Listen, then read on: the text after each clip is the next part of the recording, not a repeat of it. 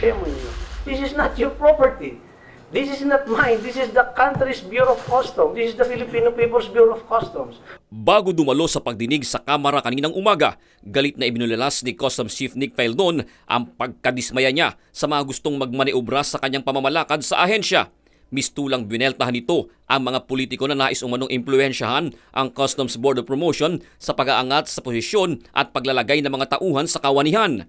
Anya, hanggat hindi naayos ang sistema sa procurement ng mga personnel ng ahensya, hindi malulutas ang isa sa mga sanhi ng korupsyon sa Bureau of Customs. Pati yung assignment, ituturo pa sa iyo, dito mo yan lagay, ha?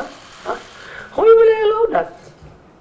Hinimok pa nito ang mga kongresista na lumikha ng batas na magbabawal sa sinumang opisyal ng pamahalaan na magrekomenda ng magiging empleyado ng Bureau of Customs. Let's leave to the President the power to recommend. Kaya masama pa, kung di mo pagbigyan, magagalit pa sa'yo, personalin ka pa. Sa kanyang pakikipag-usap kay Pangulong Duterte kagabi, hindi niya binanggit na may mga politiko nga na nagtatangka na siya'y impluwensyahan. No, hindi naman ako nagsusumbong it's not my type.